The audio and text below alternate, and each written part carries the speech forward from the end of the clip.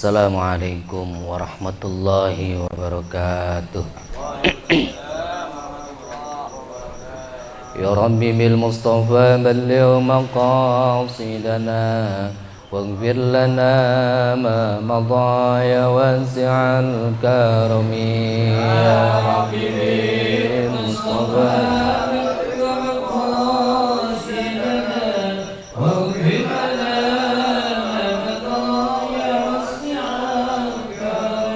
Muhammadun sayyidul kaunaini wathaqalaini wal fariqaini min urbin wa min ajami. Ya Rabbi bil Mustafa balligh maqasidana waghfir lana ma madha ya wasi'al karami. Huwal habibul ladzi turja syafa'atuhu likulli hawlim minal ahwanil muqtahami. Ya Rabbi bil Mustafa balligh maqasidana waghfir lana ma madha ya wasi'al karami. Maulaya salli wa sallim daiman abada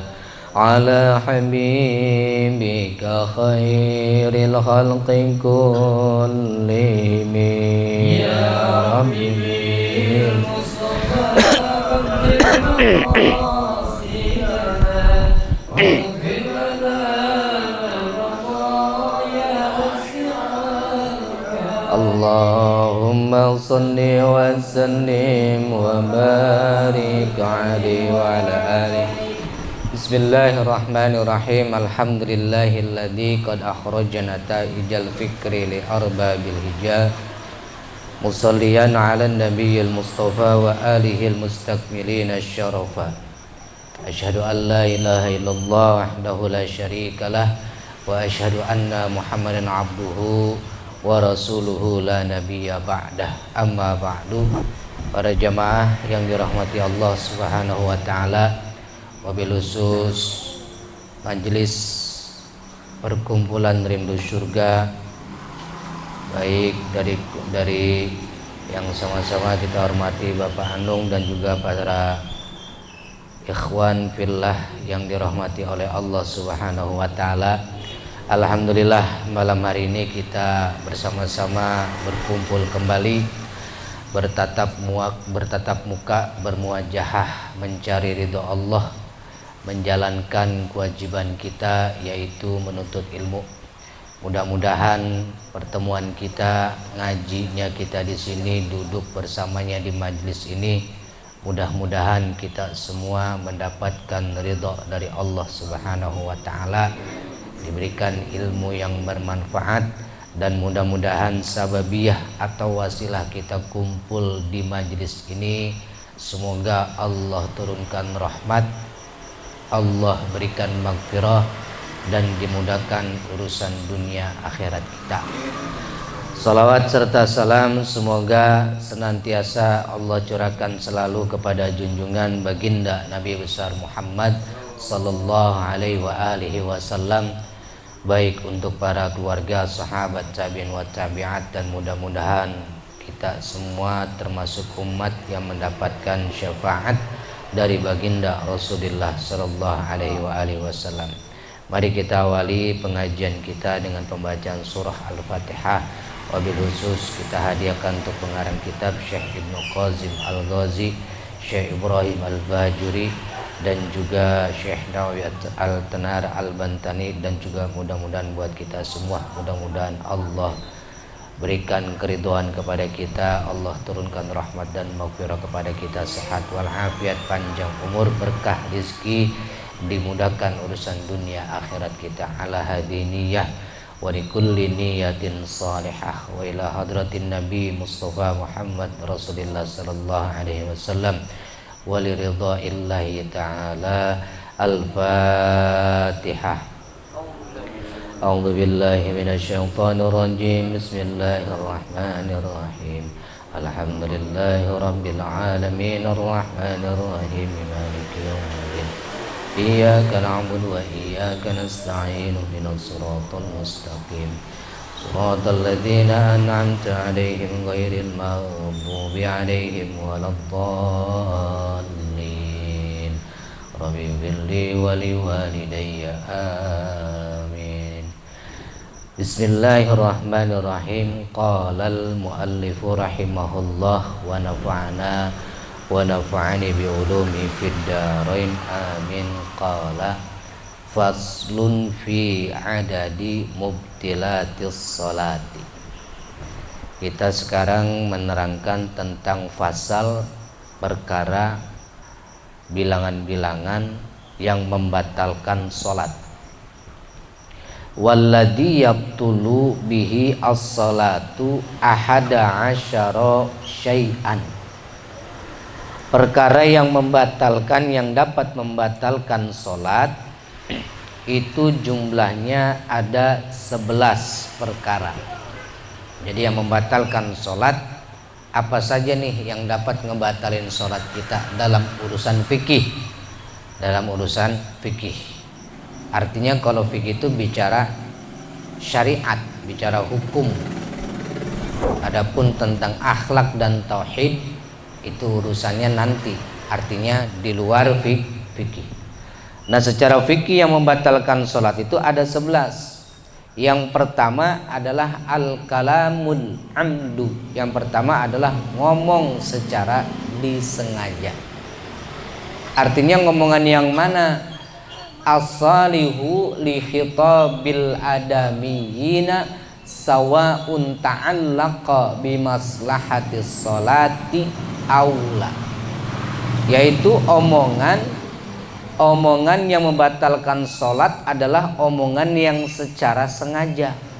Yang secara sengaja dengan kata-kata atau omongan yang memang hubungannya atau pembicaranya itu adalah dengan sesama manusia.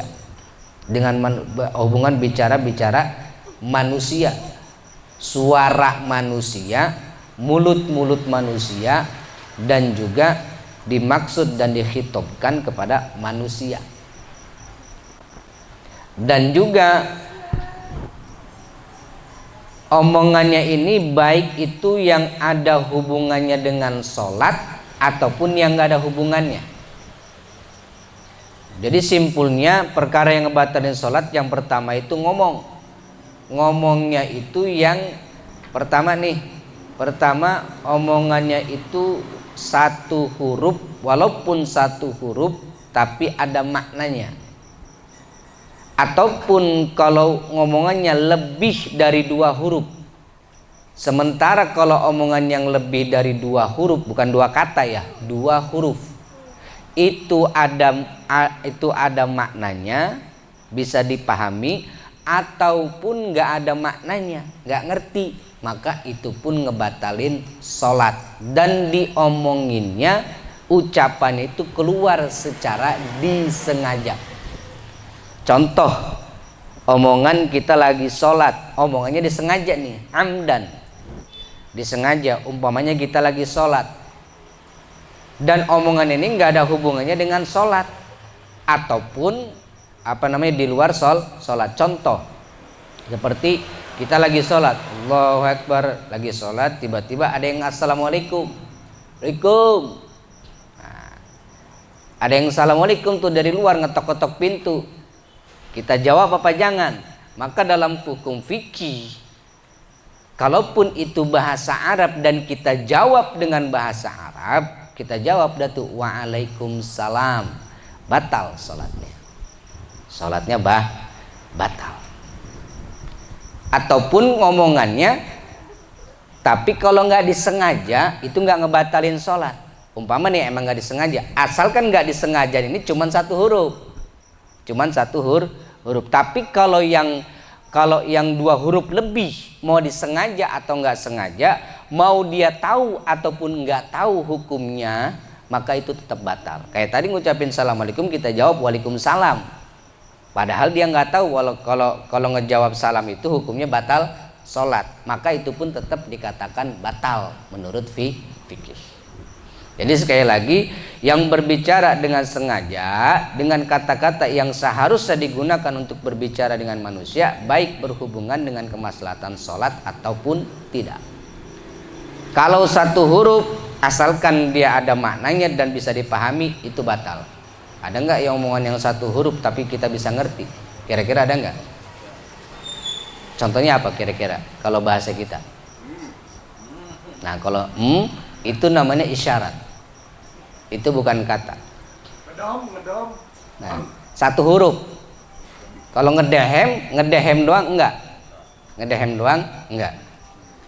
Tapi kalau ngedehemnya berkali-kali tanpa ada tumakninah, itu bisa ngebatalin. Kalau sweet gimana? Nah, gitu. Ngebatalin enggak tuh? Kalau set itu ada maknanya dan kita maksud nih, maksudnya adalah kita tahu kita ngomong set itu maksudnya bermaksud sesuatu, katakanlah ngusir sesuatu atau negor seseorang gitu, negor seseorang, itu bisa ngebatalin kalau disengaja. Atau kalau dalam bahasa Arab ada tuh yang satu huruf ada maknanya. Kalau di Indonesia mah romannya nggak ada. Kan huruf itu kan A, I, U, A, B, C, D, itu huruf tuh. Satu huruf, ngomong A doang. Kalau nggak ada maknanya mah nggak batal. Kalau nggak ada maknanya nggak, artinya kita nggak paham nih A gitu. Tapi kalau bahasa Arab ada yang satu huruf tapi ada maknanya. Contoh dalam bahasa Arab ngomong gini. Qi, qaf kasrohin, qi itu bahasa Arab yang maknanya adalah uskut. Apa uskut? Dim lu gitu. Qi satu huruf doang tuh, qi. Nah, itu dalam bahasa Arab artinya adalah apa? Diamlah kamu. Maka ngomong qi aja itu ngebatalin sholat. Tapi kalau di Indonesia bahasa kita ada memang satu huruf yang kita tahu maknanya dan paham maksudnya, itu bisa ngebatalin sholat, kecuali kalau nggak tahu maknanya atau nggak paham sama omongannya.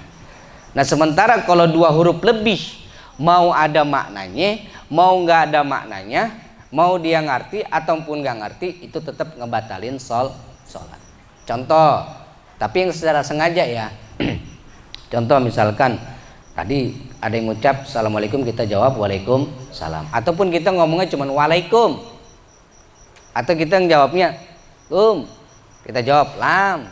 Nah, kita jawab lam itu maksudnya mau waalaikumsalam, ngerti kita maksudnya. Nah, itu juga batal. Salam, kita jawab gitu.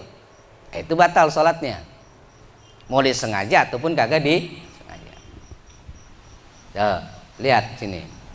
Jadi sekali lagi, nah bagaimana kalau omongannya itu umpamanya kagak disengaja, kayak orang spontan nih, spontan, tapi omongannya nggak disengaja, kayak misalkan kaget dia lagi sholat ada suara petasan, aduh gitu. Kalau sedikit nggak ngebatalin, tapi kalau lebih dari sedikit, artinya lebih dari dua huruf ataupun dua kata, itu bisa ngebatalin. Udah bukan ngomong aduh lagi, ada suara petasan, kita kaget, aduh goblok lu, nah itu batal. Setan tuh siapa yang buat kepetasan, nah itu udah batal itu mah, walaupun dia spontan gitu. Apalagi ngomong huhui. Jadi al kalamu aili qauli. Kenapa? Karena sholat itu kata Rasulullah, inna hadhihi sholata la yasluhu fiha syai'un minnal kalamin nasi. Karena sesungguhnya sholat itu tidak pantas, di dalam sholat itu ada sesuatu yang omongannya bukan omongan tentang sholat, omongannya omongan sesama manusia yang di luar sholat. Yang dimaksud adalah berbicara walaupun satu huruf ada maknanya ataupun dua huruf, baik ada maknanya atau tidak. Amdan, secara sengaja. Ai ma'al ilmi bitahrimi bi annahu fi sholati ma adamil amdi bi an sabaqa. yaitu secara sengaja. Artinya secara sengaja ini masih dengan secara sengaja di sini yang pertama dia tahu. Yang pertama dia tahu. Kalau ngomong aduh itu batal. Tapi kalau misalnya dia nggak tahu atau nggak disengaja, itu nggak ngebatalin sholat. Kalau dia nggak tahu atau nggak disengaja, itu nggak ngebatalin sholat. Tapi kalau ngomongnya lebih dari aduh, kayak tadi, aduh kakiku sakit, nah itu mau tetap batal, walaupun kagak disengaja itu omongan, gitu. Lagi sholat, aduh duitku jatuh, nah batal itu dah. Itu walaupun tidak walaupun dia nggak tahu. Ai ma'al ini bitarifi annahu fi sholati ma'adamil ilmi.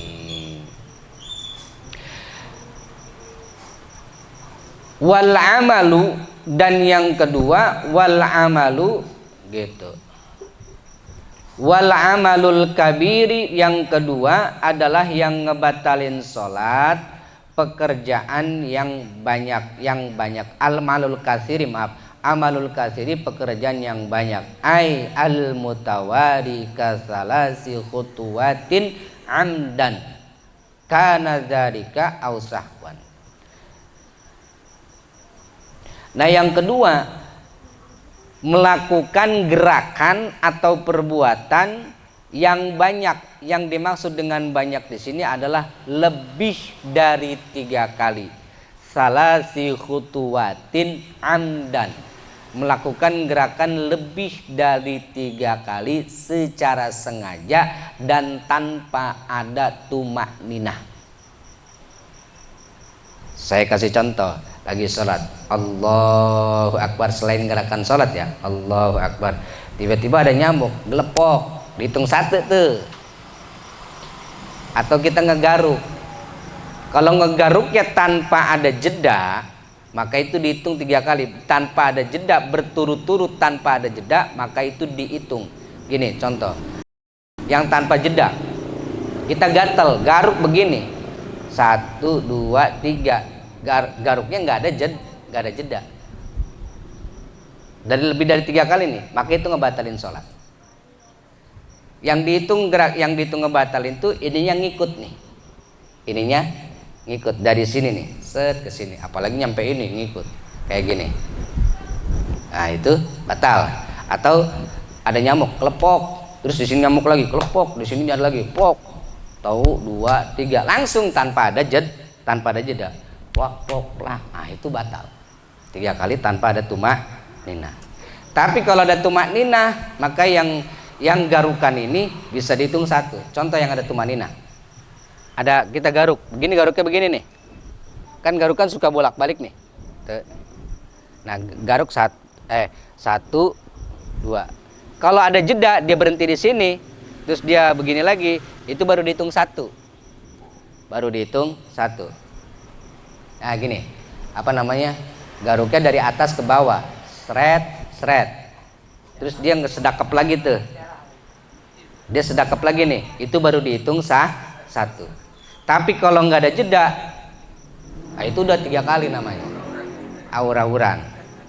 Kan kita lagi sholat suka, itu udah begal lebih dari 3 kali.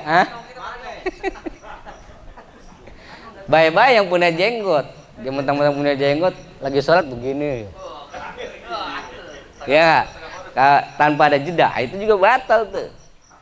Ustadz bagaimana kalau ngegaruknya? Makanya kalau lagi gatel ngegaruknya jangan ngikut sama ini, cukup telunjuk aja. Kalau telunjuk itu tetap dihitungnya 1.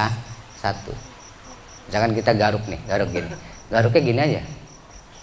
Nah kalau ini nggak dihitung, artinya cuma dihitung walaupun berkali-kali. Asalkan nggak gini nih, nggak ini enggak. Set. Kalau ini begini, nah itu dihitung tuh. Cuman kalau ngegaruknya begini doang, terus kita sedakap, nah itu tetap baru dihitung walaupun berkali-kali. Gini, ente 100.000 kali juga nggak ngebatalin gini. Gitu. Karena cuman ini doang jari yang gerak. Gitu. Jadi al-mutawali kasalasi khutuwatin amdan, kecuali kalau nggak sengaja. Artinya namanya nggak sengaja makan, atau dia tidak tahu kalau ternyata gerakan itu adalah ngebatalin sholat. Nah makanya untuk menyikapinya, kalau misalnya ketika kita lagi sholat tiba-tiba di depan kita ada shaf yang kosong, ada barisan yang kosong, maka kita jangan dibiarin tuh kosong, maka kita harus ngelangkah ke depan, tapi ngelangkahnya baik-baik. Tetap harus ada gerakan tumak ninah. Gerakannya jangan kayak orang jalan biasa, jangan begini. Umpama di sini ada yang kosong, kita jalan begini. Tuh. Nah, itu namanya lebih dari 3 kali tanpa ada tumak ninah. Oke, kalau saya contohin. Kita lagi sholat. Tiba-tiba Allahu Akbar, tiba-tiba di depan kosong nih. Maka ngelangkahnya jangan begini. Nah, itu udah 3 kali itu hitungannya tuh, karena nggak ada jeda. Tapi kita ngelangkahnya kayak orang apa ya? Kayak orang gerak jalan. Kayak orang ini, pas kibra. 1 2 3. Gitu. Ukurannya tumanina, artinya ada jeda. Ukuran tumanina itu cukup seukuran subhanallah. 1 kalimat itu yang subhanallah. Jadi kalau misalkan mau mundur atau maju cukup begini. 1 subhanallah. Kan hitungannya gitu ya. 2 3 subhanallah. Tapi kalau begini langsung, itu udah 3 hitungannya. Menurut Syafi'iyah. Walaupun mau ke kiri mau ke kanan juga sama. Mau ke kiri kayak begini dulu. Nah kayak kita misalkan mundur juga sama. Misalkan kita lagi sholat berdua nih, imam dia, kita belakang makmum sendirian. Tiba-tiba ada teman belakang kan, ngikut makmum, otomatis dia rada ke belakang. Maka kita pun kudu mundur untuk sejajarin sama yang baru datang nih. Cara mundurnya pun diatur, jangan langsung gitu, jangan langsung begitu. Itu bisa kehitung langsung 3 kali, tapi mundurnya 1 langkah tuh, 2 tuh, terus 3, sejajarin sama dia. Jangan langsung beruk gitu. Itu namanya amalul kasir. Amalul qalil fala tabtulu, kecuali kalau gerakannya sedikit man tidak ngebatalin sholat. Maksudnya yang sedikit tadi kalau cuman gerakannya ada tumak ninahnya, ada jedanya seukuran subhanallah. Kayak tadi ngegaruk 1, taruh lagi subhanallah. 2, kita walaupun kita nggak ngucap subhanallah, kira-kira aja seukuran subhanallah jaraknya segitu doang. Subhanallah kan cepet tuh. Subhanallah itu doang, paling berapa detik sih? Nggak ada, paling sedetik lah. Tumak ninahnya sedetik atau 2 detik. 1 kita taruh, 2 taruh, 3 gitu. Makanya kadang-kadang di dalam rukun pun, belakang rukun sholat, ketika antum bangun dari sujud, nih yang harus dihati-hati. Ketika antum baru banyak yang kecolongan bangun dari sujud. Ketika antum sudah selesai sujud, Allahu Akbar, sujud nih, kan bangun kan biasanya kalau mau bangun dia gini dulu, duduk istirahat ya. Ketika bangun dari istirahat lalu kemudian dia bangun begini, cukup langsung begini aja. Jadi ente si kaki udah jangan pindah-pindah lagi, jangan begini. Ente bangun dari sujud udah begini terus kemudian angkat itu mah. Terus kemudian sama halnya ketika misalnya nih yang sholatnya pakai kaos atau pakai baju yang kira-kira ngepas banget sehingga ketika dia ruku ini kebuka. Maka ketika ruku dia kebuka kan mesti ditutupin tuh. Nah nutupinnya awas, gerakannya juga harus diatur. Jangan begitu, tapi gerakannya kudu tutup sekali gitu. Udah tahan aja udah. Jangan sampai 3 kali gerakan tanpa ada jeda.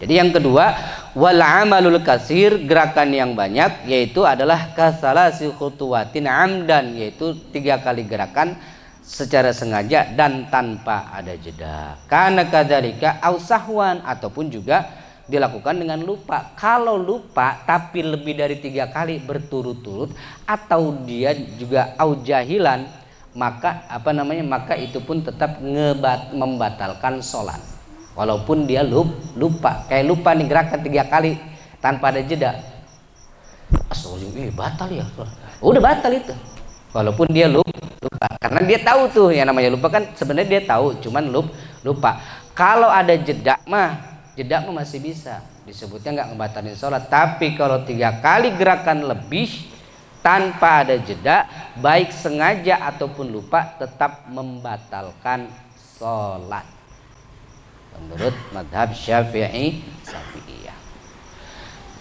Amal qalilu, sedangkan amalul qalil, sedangkan gerakan yang sedikit itu fala tabtulu sholatuhu bihi, sedangkan gerakan badan yang sedikit itu tidak mengapa, artinya tidak membatalkan sholat. Wal hadasu, dan yang ketiga yang membatalkan sholat adalah karena adanya hadas. Hadas yang mana? Baik hadasul asghar ataupun hadasul akbar, baik hadas kecil ataupun hadas besar. Mana hadas kecil? Kencing, kentut, itu hadas kecil. Buang air ataupun ngompol ataupun buang angin, buang gas, itu pun membatalkan sholat walaupun dalam posisi sholat. Cuman gini, misalkan nih yang repot jadi imam, ya kan? Udah gitu, makanya kalau jadi imam, yang belakang kita nih, yang sebelah kanan terutama atau yang sebelah kiri kita, usahakan adalah orang yang tahu. Artinya orang yang tahu, yang kira-kira bisa menggantikan posisi imam ketika imam batal umpamanya. Nah itu sebelah kanan atau sebelah kiri, utamanya sebelah kanan. Maka ketika imam ruku atau sujud kemudian dia buang angin walaupun nggak bersuara itu, maka dia harus mundur, si imam harus mundur, jangan diem baik walaupun nggak ada suaranya. Si makmum sih nggak jadi masalah kalau imamnya diem baik, tapi imam tanggung jawab ente kentut tapi nggak mau mundur. Namanya orang nggak mau disalahin nih. Pemimpin yang kayak gini nggak bener kan, udah tahu salah tapi nggak mau mundur. Maka dia mau nggak mau harus mundur walaupun nggak ada suaranya, itu kentut, suara anginnya, dia harus mundur walaupun dalam keadaan posisi sujud. Maksudnya kalau lagi posisi sujud caranya bagaimana?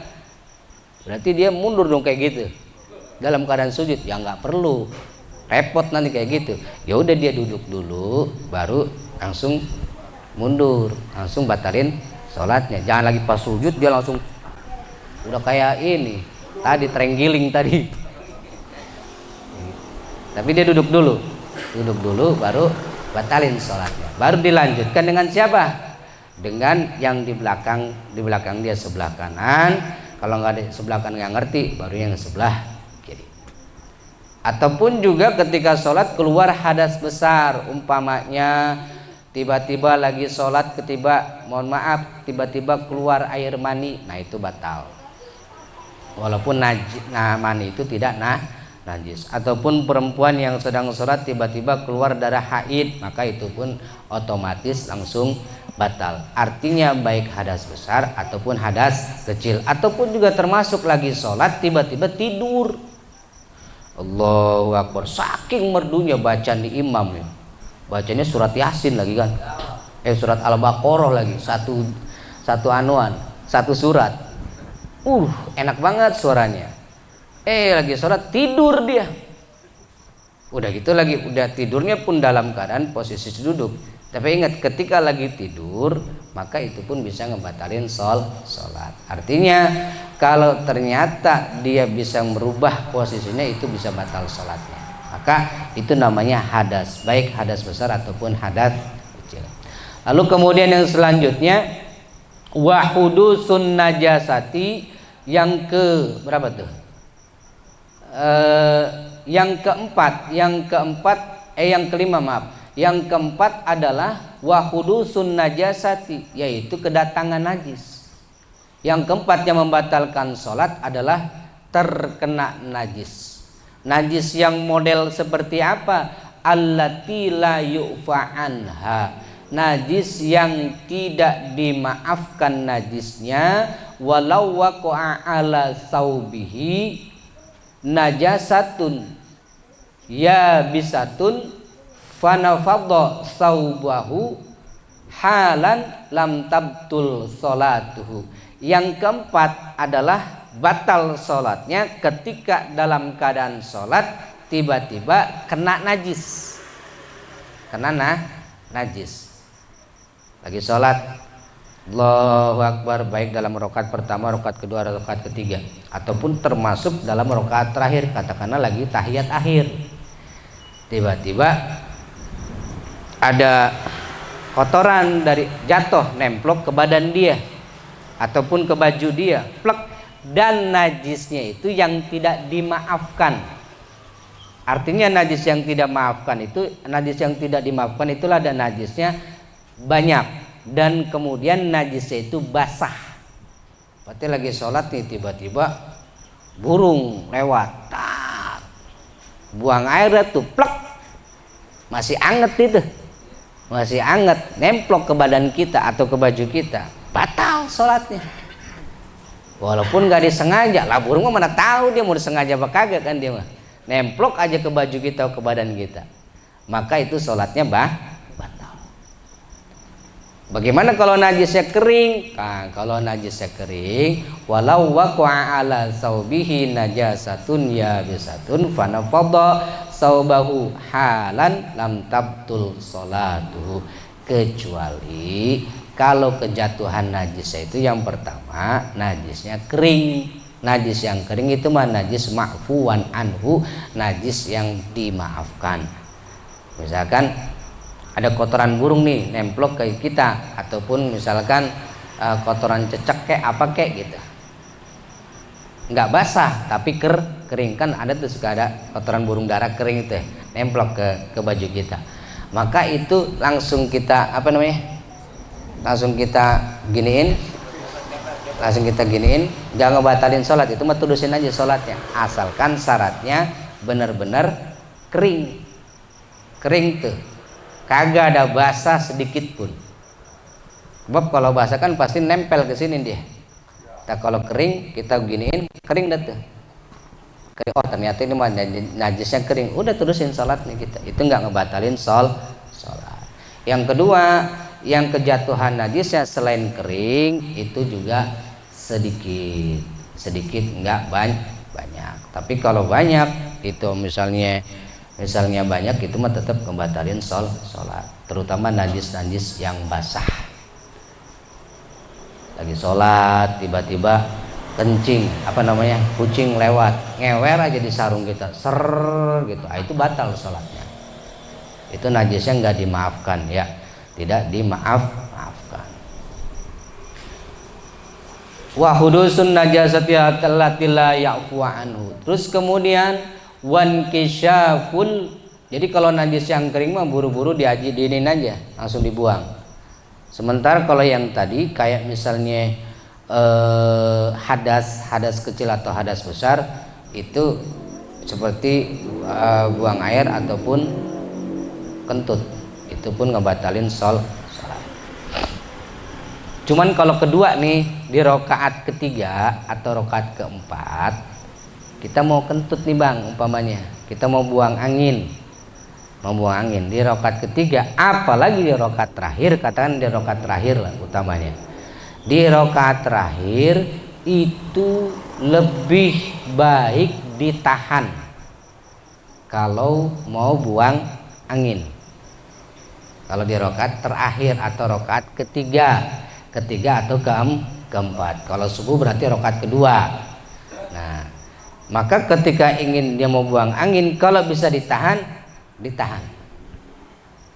Tapi kalau rakaat pertama, rakaat kedua, kalau emang mau buang angin jangan ditahan, itu makruh hukumnya. Keluarin aja udah, batalin gitu. Kecuali rakaat ketiga atau rakaat keempat, rakaat terakhir itu boleh ditahan. Malah bagusnya ditahan kalau rakaat terakhir mah. Kalau bisa ditahan, kecuali kalau udah nggak nahan, kayak misalkan udah kecepirit kan gitu, udah beda lagi tuh mah. Ya.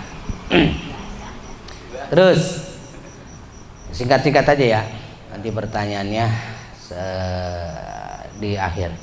Terus kemudian yang kelima adalah Wal kisyaful aurati, yang kelima yang membatalkan sholat itu adalah terbukanya aurat. Wan kisyaful aurati, terbukanya aurat, amdan, secara sengaja. Mana aurat laki-laki, mana aurat perempuan udah dibahas sebenarnya di bab-bab sebelumnya. Karena di sini laki-laki, aurat laki-laki itu mana ketika dalam keadaan sholat, yaitu adalah baina surrah war rukbah, yaitu aurat laki-laki ketika sholat itu adalah antara pusar dan dengkul. Nyampe situ auratnya tuh. Maka bagian pusar dan dengkul itu meski ketutup, dan juga jangan ngepas, lebihin, berarti kudu di atas pusar, kudu di bawah dengkul. Itu aurat laki-laki ketika sholat. Maka laki-laki yang ketika dalam keadaan sholatnya itu terbuka di area wilayah dengkul ataupun dengkul dan pusarnya, maka otomatis sholatnya batal. Kalau dia nyadar itu kebuka, kalau dia menyadari, dia ingat itu kebuka. Mana kayak di sini dengkul, makanya kudu dilebihin, ya, kudu dilebihin. Kalau perempuan auratnya perempuan itu lebih banyak. Perempuan itu ketika sholat itu yang harus dibuka itu cuman apa? Wajah dan telapak tangan. Kalau perempuan itu seluruh tubuhnya aurat ketika sholat kecuali wajah dan telapak tangan. Wajah dan telapak tangan dalam keadaan sholat itu mesti terbuka, karena telapak tangan ini jadi anggota sujud. Jangan ditutup, jangan pakai sarung tangan kalau lagi sholat, ataupun jangan pakai cadar kalau lagi sholat. Maka dia harus terbuka wajah dan telapak tangannya. Maka termasuk ini juga nih perempuan nih, bini kita bang, yang pakai mukenanya harus di sini, dan di sini, ya, nutupin rambut, harus di sini, jangan di sini. Kalau pakai mukena atau pakai kerudung, bab kalau di sini berarti ini juga masih auratnya dia nih, ataupun pakai mukenahnya dia rada longgar ke sini nih, ngondoy. Ngampleh, jadi ada kayak bolong-bolongnya, ada rongga, walaupun nggak kelihatan alias gelap, itu tetap dihitungnya masih aurat. Kalau perempuan, berarti Ustadz kalau perempuan juga kalau lagi sholat kakinya sama tumitnya sama jari-jarinya aurat. Maka perempuan ketika sholat, ketika ruku atau sujud, terutama sujud nih, jangankan betisnya, tumit atau jari jemarinya aja nggak boleh kebuka. Maka pakai mukenanya kudu gombrong kalau perempuan makan.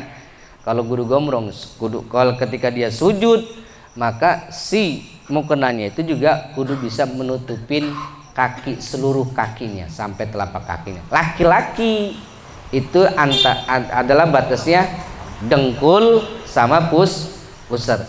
Makanya bang, ketika kita sholat, artinya bukan bagian depan doang ya, tapi juga termasuk bagian belakang. Makanya ketika sholat yang pakai kaos ataupun yang pakai bajunya ngepas, ketika ruku baik-baik nih. Kalau kebuka set lagi ruku nih, tiba-tiba ini ngangkat, ya, malah sampai kelihatan tuh belahan dompetnya tuh. Dimasukin koin enak tuh, bisa bunyi dia. Nah itu kalau sekali ketika pada saat itu buru-buru kita tutupin, tutupin sambil dipegang aja tuh, jangan dilepas lagi. Sebab kalau dilepas lagi kebuka. Umpamanya ini ketiup ataupun juga walaupun bajunya gombrong pas ketika ruku, kena angin nih, kebuka, aja. Buru-buru tutupin sama kita, sama tangan, tutupin tangan, pegang tuh biar enggak kena angin. Tapi kalau lebih dari 3 kali keseringan kebuka, walaupun ditutup-tutupin itu tetap ngebatalin sholat. Jadi wan kisyaful aurati, terbukanya aurat amdan, secara sengaja. Makanya baik-baik yang sholatnya pakai kaos ataupun yang pakai bajunya ngepas, ketika ruku apalagi sujud itu harus diperhatikan. Kira-kira nih bajunya bakal narik nggak? Bakal keangkat gak kalau dia ruku atau sujud? Kalau kira-kira keangkat, siap-siap pegangin tuh. Siap-siap pegangin. Kalau nggak dipegangin bakal kebuka. Atau kalau memang dia bawa baju cadangan, ya mendingan ganti dulu deh bajunya, gitu. Makanya kalau yang ngerapi mah dia kalau mau sholat nih biasanya dibedain. Ya, misalkan lagi pakai kaos nih atau pakai kemeja, dia mau sholat nih, ya ganti dah tuh bajunya, ganti celananya pakai sarung begitu. Itu cakepnya yang apik begitu. Kalaupun nggak begitu nggak jadi masalah, tapi yang penting jangan sampai ketika ruku ataupun sujud si bajunya itu tersingkap sehingga kelihatan aurat laki-lakinya, yaitu terutama di belakang nih. Ini pokoknya kan di kisaran sini sampai pusar ke belakang, dengkul ke belakang, itu pun aurat. Ketika kebuka buru-buru tutupin. Tapi kalau lebih dari 3 kali masih kebuka juga, maka itu batal sholatnya. Karena itu sudah tidak bisa ditolerir lagi. Berarti dia harus ganti itu pakaiannya. Lalu kemudian selanjutnya wastidbarul kiblati, dan yang membatalkan sholat yang selanjutnya yang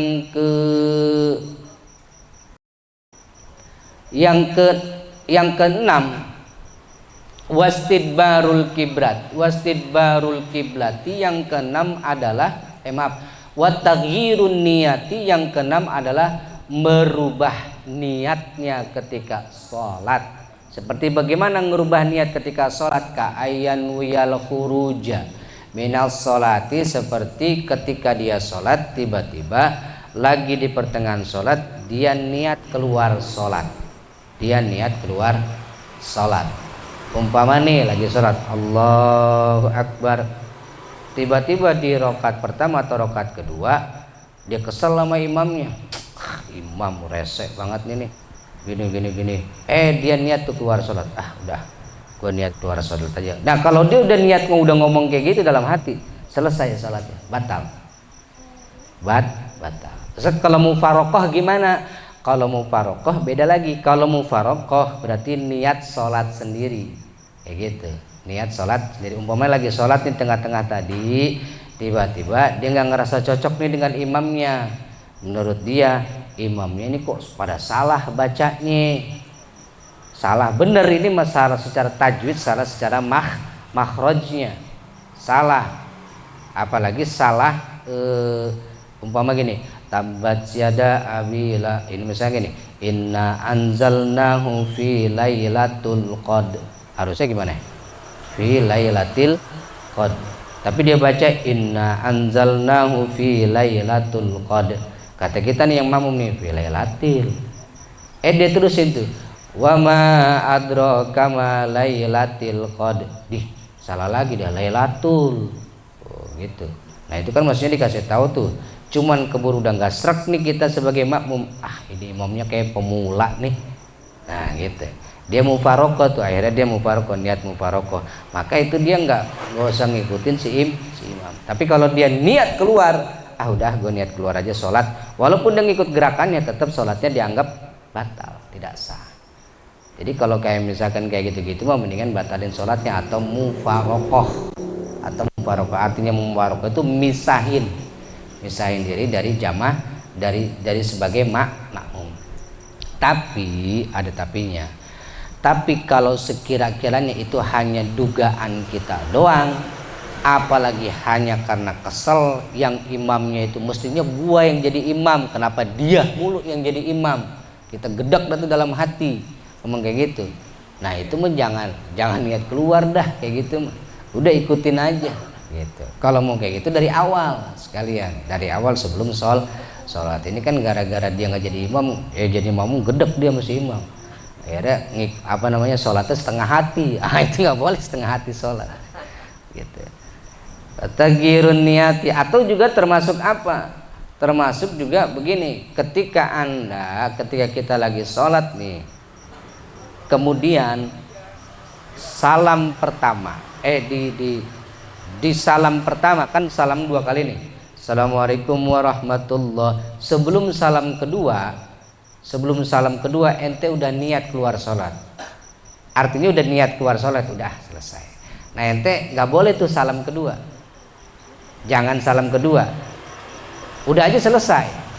Nah itu batal nggak sholatnya? Nggak batal. Udah selesai berarti sholatnya udah. Karena salam yang kedua itu hukumnya sunnah. Yang pertama hukumnya wajib. Artinya kalau ente selesai salam pertama lalu kemudian ente ngudahin sholat, artinya sudah niat keluar dari sholat, maka jangan ikut salam kedua. Udah selesai aja. Tapi kalau ente ngikut salam kedua, Assalamualaikum warahmatullahi wabarakatuh. Sementara mau salam kedua ente udah niat keluar dulu nih. Itu salam kedua. Jangan, nanti malah ngebatalin sholat ente kudu ngulang dari pertama. Kayak orang kayak gini, ketika ente salam pertama Assalamualaikum warahmatullahi wabarakatuh, terus tiba-tiba selesai salam pertama ente kentut, tut aja. Udah, jangan salam kedua. Jangan salam kedua. Selesaiin aja udah. Udah nggak usah salam kedua, sah tuh sholatnya. Gitu. Paham nggak? Kalau kayak gitu. Terus kemudian watagwastidbarul kiblati, yang membatalkan sholat yang ketujuh adalah wastidbarul kiblati. Wastidbarul kiblati yaitu membelakangi kiblat. Kita sholat nggak boleh ngebelakangin kiblat, nggak boleh ngebelakangin kiblat. Kiblat mana kiblatnya? Sono ya? Sono kiblat. Tiba-tiba ente ngadep sono. Sengaja tuh ya, sengaja, maka itu sholatnya batal. Itu gara-gara apa namanya sentimen nama imamnya. Wah, gue denger imam udah ngadep sono aja lah. Walaupun jadi makmum tetap batal sholatnya kayak gitu. Model aja kayak gitu. Jadi wastidbarul kiblati, membelakangin kiblat itu membatalkan sholat. Ka'ayya ja'alaha khalfa dhahrihi, seperti dia berpaling dari kiblat, memposisikan kiblat di belakang punggungnya. Bagaimana Ustadz kalau sholatnya itu di depan imam? Nah itu juga sering terjadi tuh. Sering terjadi. Sholat itu jangan di depan imam. Jangan di depan imam. Kalau udah penuh gimana Ustadz? Walaupun udah penuh. Beda sama di Ka'bah ya. Kalau di Ka'bah kan muter. Itu semuanya adalah kiblat. Karena ngadapnya semua ngadap Ka'bah.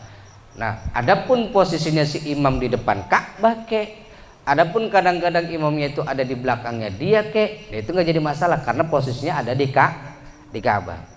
Bang Indro kemarin suka ngeliat kayak gitu. Imam kadang-kadang pas ada di depan Hajar Aswad, tapi kadang-kadang dia ada di belakang tuh.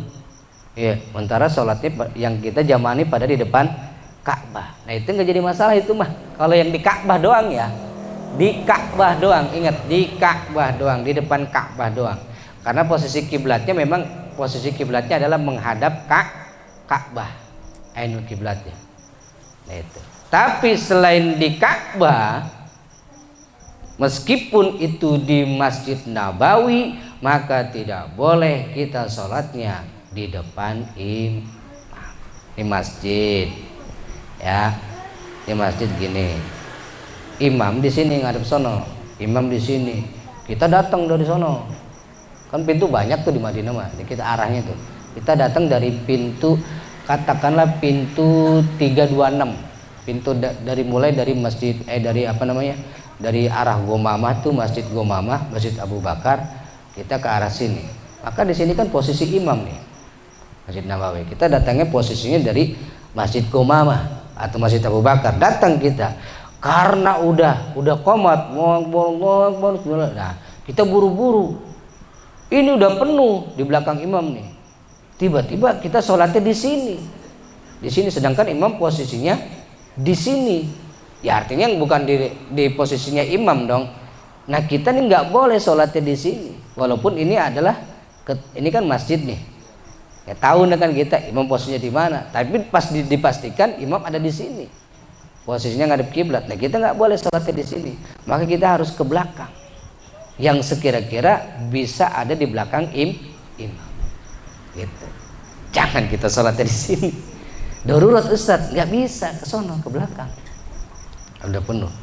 Kita ketinggalan sholat, mendingan ketinggalan sholat daripada salah kita malah sholatnya depan imam. Itu. Jadi ngebelakangin kiblat nggak boleh, ngebelakangin imam juga. Wastidbarul kiblati wal aklu wasyurbu, dan Yang membatalkan sholat selanjutnya yang kedelapan adalah makan dan minum ketika sholat. Walaupun yang dimakan itu adalah makanan yang halal, minuman yang halal, tapi ketika dalam keadaan sholat tidak boleh makan, tidak boleh minum. Yang halal jadi haram. Walaupun yang dimakan itu sedikit. Contohnya seperti kita habis makan nyelip nih di sini. Ya enggak, daging babon, daging sapi, daging apa gitu, daging gitu. Nyelip di sini. Lagi sholat gini, waladhdallin, pluk aja. Keluar tuh dari congkelan tuh, dari sela-sela gigi, nempel di lidah. Nah itu tuh, ditelan. Ketelan, sengaja ditelan sama kita, batal. Sengaja ditelan sama kita, batal. Sengaja ya. Kalau nggak sengaja ketelan mah nggak batal. Ataupun makannya yang dimakan juga banyak. Kalau sedikit, kalau nggak sengaja ketelan nggak batal. Tapi kalau banyak itu ukurannya katakanlah sesendok. Sendok ada nggak segram banget? Kalau sesendok ada nggak segram? Kira-kira sendok lebih ya? Ya lebih.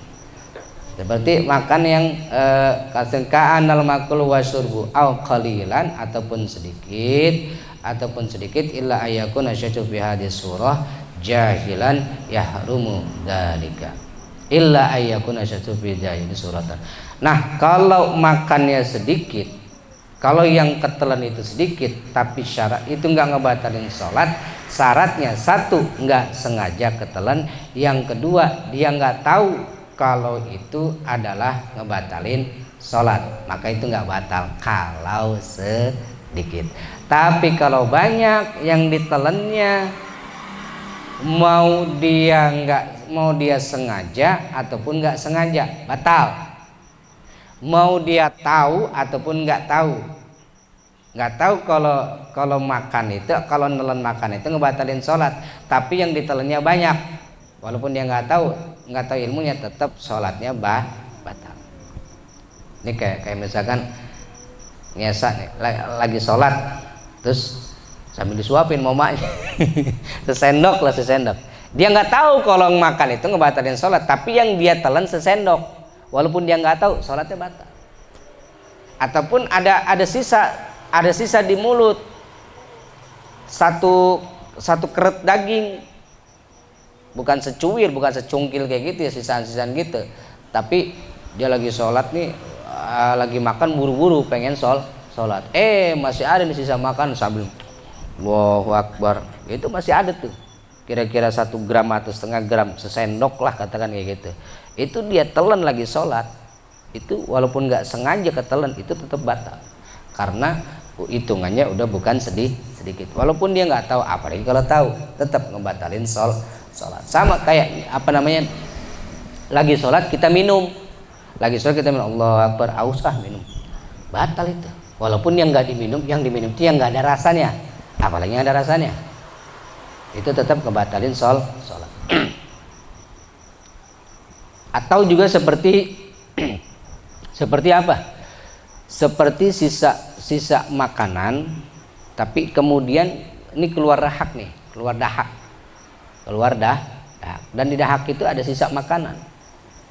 Kalau keluar dahak kan dari dalam ya, keluar dahak itu ada sisa makanan, itu kita telan lagi, batal tuh salatnya.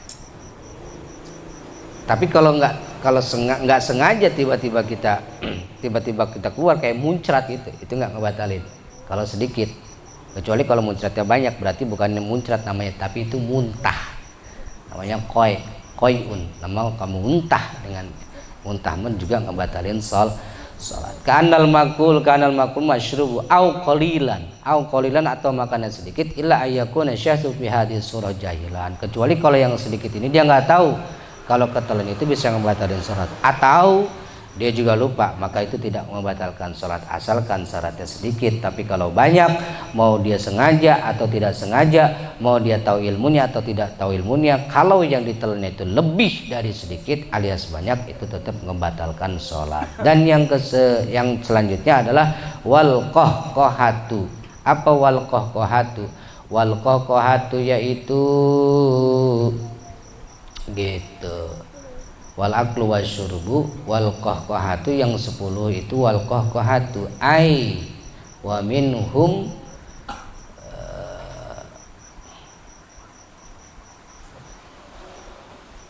man yu'abbaru anha biddohki, yaitu wal qahqahatu itu adalah tertawa terbahak-bahak.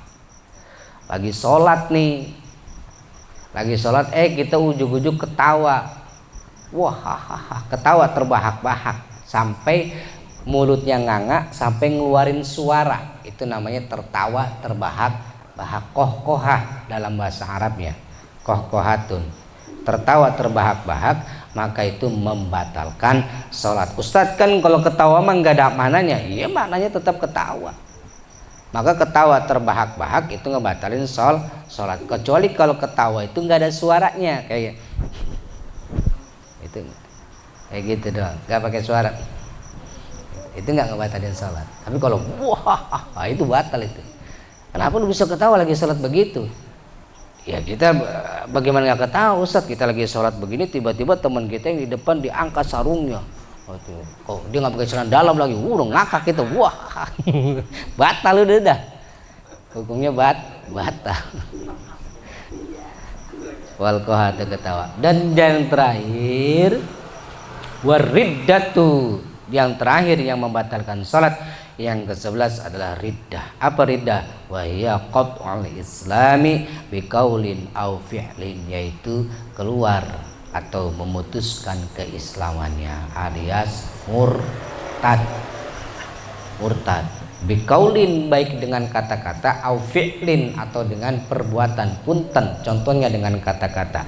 Walaupun dia ngomongnya hari ini, misalkan naudzubillah, ini contoh doang ya, lagi sholat dia ngomong kayak gini, malas gue jadi orang Islam mah, sholat mulu, udah gue pindah agama aja, selesai, batal sholatnya. Itu contoh, pindah agama aja lah, selesai.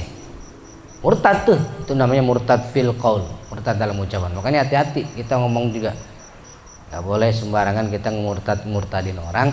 Apalagi kita umpama nih, kalau saya begini, pokoknya kalau misalkan ini nggak berhasil, gua keluar aja dari Islam. Itu dah, ngomongan kayak gitu aja udah nadar, disebutnya udah murtad fil qaul. Ketika sholat, saya nanti besok, contoh si A ngomong kayak gini, nanti besok gua pindah agama aja lah ke Islam Protestan. Emang ada Islam Protestan? Gitu, ya, pindah agama aja lah. Nah, dia ngomong kayak gitu, besok saya pindah agama, itu pun ngebatalin sholat, itu pun udah ngebatalin sholat. Ataupun au fi'lin, atau secara tingkah laku, perbuatan. Umpamanya sholatnya takbir, abis takbir dia kayak salib gitu, ngomong kayak gitu, lagi sholatnya ngomong gini dia menisbatkan di situ adalah penyembahan kepada selain Allah. Maka dengan pekerjaan seperti itu pun hukumnya batal sholatnya, bahkan bisa jadi dia jadi murtad fil fi'li. Hati-hati itu, murtad fil qauli atau murtad dalam pekerjaan. Maka orang yang ketika lagi dalam keadaan sholat, ketika dia ngomong saya pindah agama, baik hari ini atau besok saya pindah agama, maka itu batal sholatnya pada saat itu juga. Itu namanya riddah, murtad, baik dengan ucapan ataupun dengan perbuatan. Nah, 11 inilah yang membatalkan sholat. Diulas secara singkat, mudah-mudahan ada manfaatnya buat kita. Kalau memang nanti ada pertanyaan, ada beberapa menit atau nanti kita tanya sambil ngobrol-ngobrol, silakan, bagaimana enaknya dah. Wallahu a'lam bishawab. Cukup atau ada pertanyaan atau nanti? Ya. Pernah kan sholat ya asar, kita lupa nih nomor ini rakaat berapa ya? Ya. Kita terusin aja udah salam. Lupa maksudnya 3 rakaat atau 4 rakaat gitu. Assalamualaikum Ustaz. Waalaikumsalam. Mau nanya nih, kemarin kan sholat asar, selesai kan 4 rakaat. Nah kita lupa nih, ini 4 atau 3 ya? 3. 3 apa 4 ya udah kita salam aja udah. Akhirnya salam aja. Itu bagusnya gimana tuh? Lain kali jangan begitu. Nah, Karena ketika kita antara ragu antara 3 apa 4 gitu ya. Antara 3 apa 4, maka ambil yang paling sedikit. Ambil yang paling sedikit, yaitu berarti ambil 3. 3. Gitu. Ambil 3. Walaupun ternyata lebih, nggak jadi masalah. Oh gitu, nggak masalah. Walaupun ternyata lebih, yang nggak boleh malah kurang. Ente bisa jadi ketika ente nggak tahu, Bang Marli nggak tahu ini 3 apa 4, tiba-tiba ente udahan aja tuh. Pokoknya artinya udahan aja, udah selesai aja lah. Pokoknya nggak ngerti ada 3 apa 4 gitu. Iya. Pokoknya ente anggap ini keempat gitu kan, berarti. Iya. Berarti sebenarnya masih ada keraguan antara 3 dan 4. Iya. Kalau Anda masih ada keraguan antara 3 dan 4, lain kali ambil yang 3. Atau tambahin Ambil yang 3.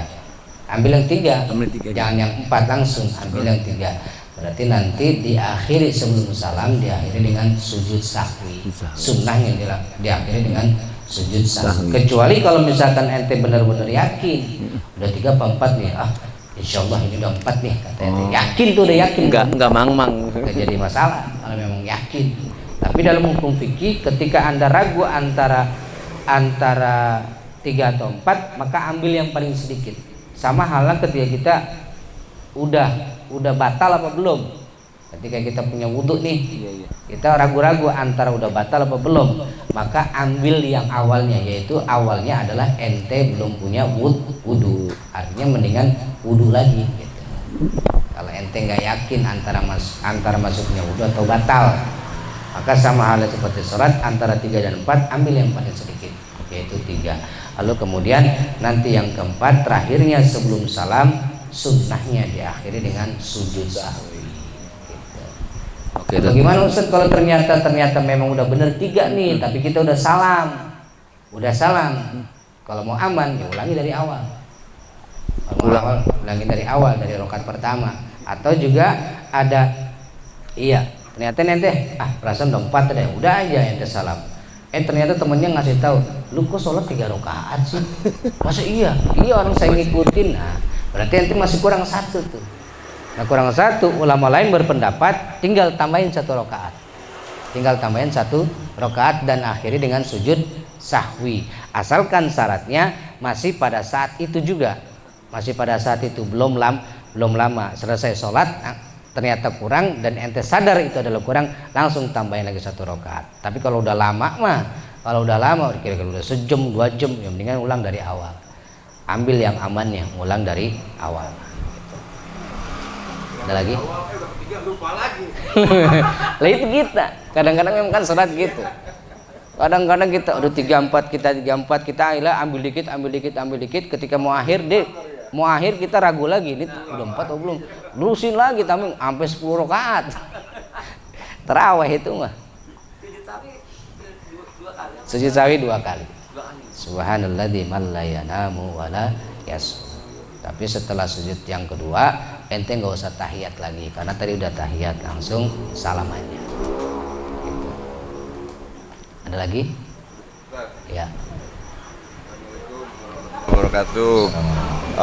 Kalau posisi lagi sholat kita lupa silent HP, lagi sholat bunyi Ustadz, sebaiknya kita rogoh kantong matiin suaranya atau antepin aja itu Ustadz? Yang baik yang mana Ustadz? Makasih. Assalamualaikum. Ya tinggal ngatur gerakannya.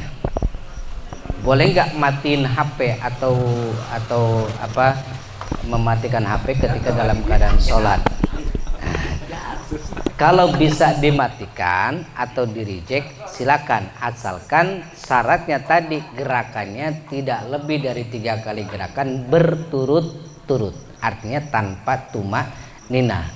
Yang kedua, kalau ternyata nggak mungkin dilakukan gerakan itu, artinya mematikan HP tanpa dengan tumak ninah, menurut antum adalah nggak mungkin, ya udah. Diemin aja udah, gitu.